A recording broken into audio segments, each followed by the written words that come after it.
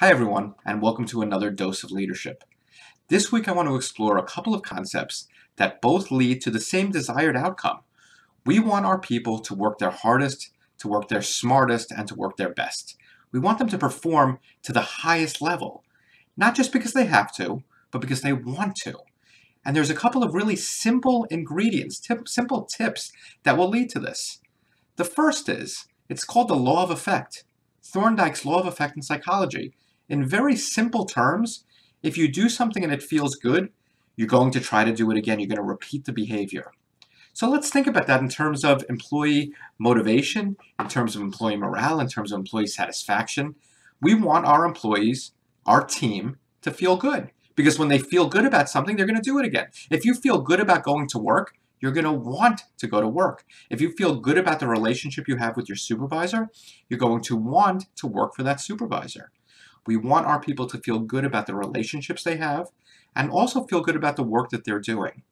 And that's another dose of leadership, which I'll talk about in the future, about how to create jobs that are motivating for our team and for ourselves as well. But for this dose, the law of effect, understanding how to make people feel good, that goes into organizational culture. That goes into relationships. That goes into building trust. But in simplest terms, making them just enjoy what they're doing, feel good about what they're doing. The flip side, remember I said we're going to talk about two different concepts. Okay? How do we make them feel good? How do we make them perform at their best? It also goes into confidence. When people feel confident in what they're doing, they're going to work harder. They're going to be more motivated. Versus when somebody is not quite as confident, they might still work hard, but they're going to be hesitant because they're not quite as confident. It makes sense, right? Think about this in terms of yourself. When you're confident about what you're doing, you push harder because you know you can do it. This, again, it's a simple concept that comes from a more complicated theory. It's called the expectancy theory of motivation. It's a psychological theory as well.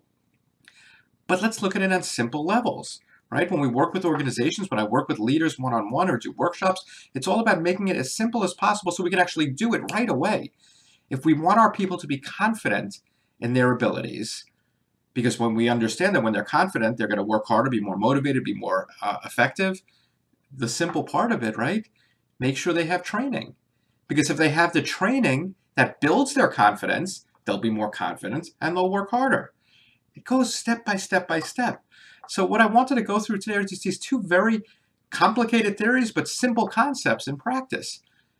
Make them feel good about what they're doing because that's going to make them more motivated, and make them confident in their abilities because when they're confident in their abilities, they're again going to be more motivated, work harder, and for both of these, they're going to do better for you, better for your organization. And I challenge all of you guys, think about this for yourself as well as for your team. How can you set up an environment for yourself where you feel better about what you're doing and you like what you're doing more because then you're going to push further? And also, what can you do?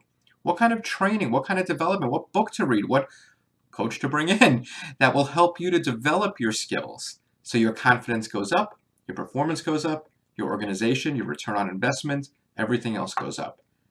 That's what I want you to think about. That's your homework for the week. Have a great week, and I will see you next time.